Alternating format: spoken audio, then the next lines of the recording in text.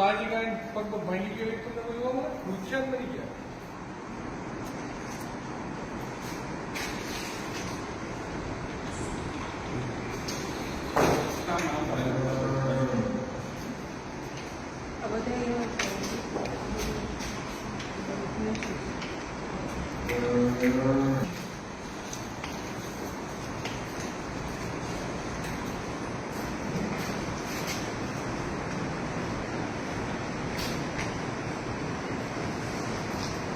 અંત્રોલી પાંજરાપોળ કે જ્યાં લગભગ 3000 કરતાં વધારે ગાયોને રાખવામાં આવી છે અને એમાંની આ જે ગાયોની પરિસ્થિતિ આપણે જોઈએ, એમને શું ખાવા દેવામાં આવ્યું છે, શું એમની હાલત છે, આ ગાય કદાચ મર્યા વાતે જીવતી હોય એવી અહીંયાની આ તમામ ગાયોની પરિસ્થિતિ છે.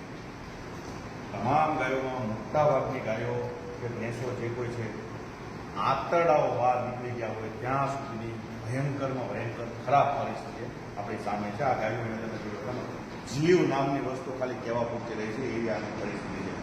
એટલું મૂંગું અને અબોલ પશુ, એના ચહેરાને જુઓ તો પણ એની ઉપર દયા ઉપજી આવે.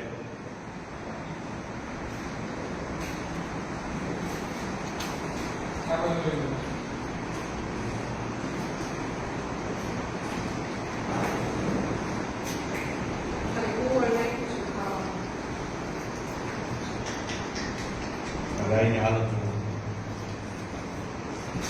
છે કે નહીં એ પણ ખબર નથી. મર્યા વાગે જીવે છે. એને ખાવા માટે આ કુવળ નાખેલું છે, જે કુવળ દાબામાં નાખવાનું હોય.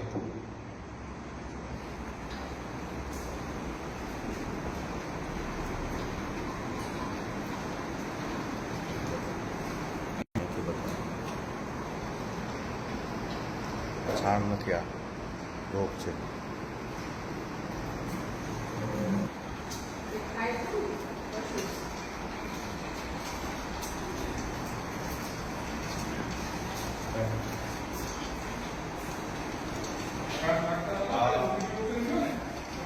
આ ગાયોની હાલત વિચલિત કરી દેને કોઈ જોયું હોય.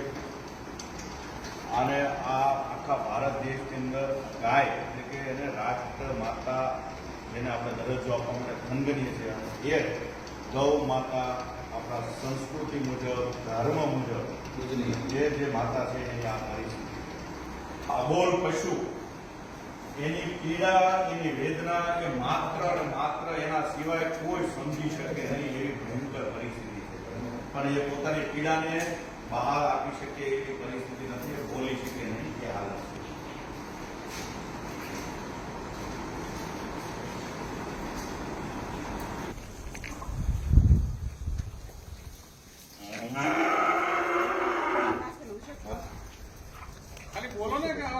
મોટા ભાગના આ જે ગાયોના વાછરડાઓ, એક વાછરડાને તમે જોશો એટલે એના આંતરડાઓ દેખાય છે, એના હાડપિંજરો દેખાય છે. ટૂંકમાં એ પરિસ્થિતિ. કોઈ વાછરડાને ખાવા માટે કુવળ નાખેલું છે. કુવળ સિવાય શું છે?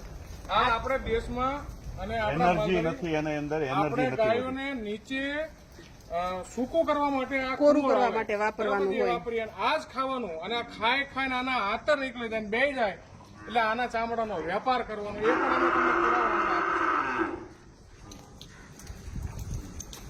જોવે છે, કે છે કે મારો કાનો આવ્યો, પણ કાનો નથી આવ્યો, પણ હવે ગોપાલ આવ્યો છે. કાનો નથી આવ્યો. કેટલા ભરી દીધા છે. અહીંયા ગેટ પાસે પહોંચ્યા, વાછરડાઓ તરત આપી એને એમ કે હવે કોઈક આવ્યું છે લેવા, બધા જ આપણી પાસે. આની શું પરિસ્થિતિ હશે તમે જુઓ. કેટલી વાછરડાઓ સીધા કંઈક ઉમ્મીદ સાથે આવ્યા છે. શું થાય એમાં? બધા જ વાછરડાઓ બહાર આવી ગયા. આ વાછરડાઓની હાલત જો, એક વાછરડાઓના હાર પિંજરો દેખાય, હાર પિંજરો. કોઈ દયા નામની વસ્તુ નથી.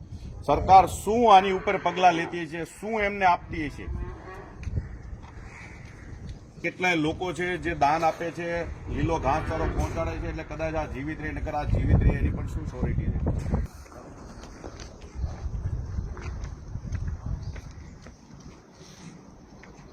ખાવા માટે આ ખોળ વપરાય છે.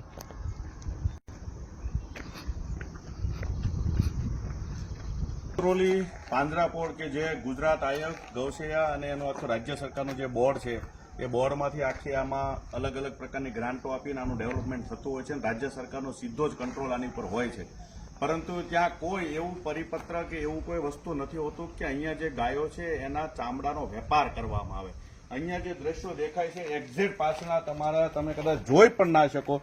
આ ગાયોના ચામડા છે, આ ગાયોના ચામડાઓ છે અને અહીંયા બાજુમાં જ કાપી અને એનો વેપાર આ ગૌશાળા, તમે જેને ગૌશાળા નામ આપ્યું છે પાંજરાપોળ, ત્યાં જ ગાયોના ચામડાનો જો વેપાર થતો હોય તો ખરેખર આ કેટલું નિંદનીય કૃત્ય, કેટલું હીન કૃત્ય અહીંયા થઈ રહ્યું છે અને કોઈ વ્યક્તિ આના માટે બોલવા વાળો નથી. અહીંયા કપાય. આ કપાવા વાળી આખી જગ્યાઓ છે.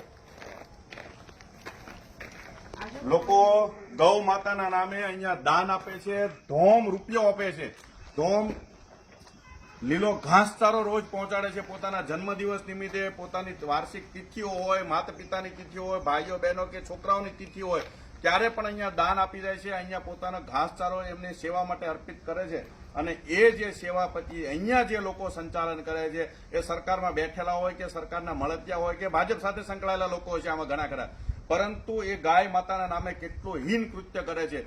આખા શહેરમાંથી વિવિધ જગ્યાઓથી ગાયોને પકડીને એમને તંત્ર દ્વારા અહીંયા મોકલવામાં છે અને અહીંયાથી આખો કરોડો રૂપિયાનો ખેલ થતો હોય ને એવી સ્પષ્ટ ચિત્ર અહીંયા દેખાય છે. કારણ કે કોઈને ગાયોના ચામડાનો વેપાર કરવાનો હક છે જ નહીં અને એ વેપાર અહીંયા બહુ સામે દેખાતો હોય એવું આ આખું કેટલ શેડ છે. આ તમે જે દેખાય છે અહીંયા લખ્યું છે કે ગાયોને રાખવા માટેનો આ શેડ છે. અહીંયા કોઈ ચામડા કાપવા માટેનો આ શેડ નથી. કેટલ શેડ 14 નંબર લખેલું છે અને એની અંદર જે પરિસ્થિતિ જોવો તો કોઈ ગાયો નથી પરંતુ ગાયોના ચામડાઓ છે. આ મીઠાના ડગલા કેટલ શેડ બનાવવામાં આવ્યો છે. આમાં કઈ જગ્યાએ કેટલ શેડ લાગે છે અને આ વેપાર કોણ કરી જાય છે, કોના ચોપડે ચડે છે? શું આ જેટલા ચામડા વેચાણ તો શું આ પાંજરાપોળમાં એના નામની કોઈ આવકો આવી છે ખરી? એક પણ જગ્યાની આવકનો હિસાબ નહીં હોય તો આ અહીંયા આટલા બધા ચામડાઓ દેખાય છે ગાયોના કાપેલા, તો આની વિરુદ્ધમાં કોણ એક્શન લેવાનો છે? શું પોલીસ આ બાબતે જાતે ફરિયાદી બનીને તપાસ કરશે કે રાજ્ય સરકાર પોતે ફરિયાદી બનશે આની વિરુદ્ધમાં? આ સૌથી મોટો સવાલ છે ને બધું જ ભીનું સંકેલવાની તૈયારી થઈ જશે. જેવા અમે અહીંયા પહોંચ્યા છીએ એમને ખબર પડી કે ગાયોના ચામડાના વેપારની આ વાત ચાલુ છે, તરત એકબીજા લોકો અહીંયાના મેનેજરો એકબીજાને કોન્ટેક્ટ કરવા માંડ્યા, ફોન કરવા માંડ્યા, લોકોને બોલાવવા માંડ્યા છે કે અહીંયા જે ગેરરીતિ થાય છે, કોઈ લોકો આવ્યા છે ને એને ખુલ્લો પાડવાની કોશિશ કરે છે, પરંતુ કોઈથી ડરાય એવી પરિસ્થિતિ અમારી છે નહીં. અમે ડરવાના નથી અને આ રીતની ઘટના કોઈ પણ સંજોગોની અંદર ચલાવી શકવાની નથી અને નથી. આ જે ઢગલો દેખાય છે, આ જે કુવળ છે, આ કુવળ આપણે દાબામાં દાબો પૂરો કરવા માટે નીચે નાખતા હોઈએ, એના માટે વપરાશ કરતા હોઈએ છીએ. પરંતુ આ કુવળ અત્યારે આ ગાયોને ઘાસ નાખવામાં, એને ખોરાકમાં આ કુવળ આપવામાં આવે છે. તમે પહેલા વિડીયોના માધ્યમથી જોયું કે ગાયોને એને ખવડાવવા માટે આ કુવળનો ઉપયોગ થાય છે. જોકે અહીંયા લીલું ઘાસ મોટી માત્રામાં આવે છે, છતાં એનું ક્યાં કઈ રીતે ગપલો થાય છે ત્યાં કુવળ નાખવું પડે એ શરમજનક બાબત છે. કુંવળ સિવાય બીજું કઈ નાખતા જ નથી.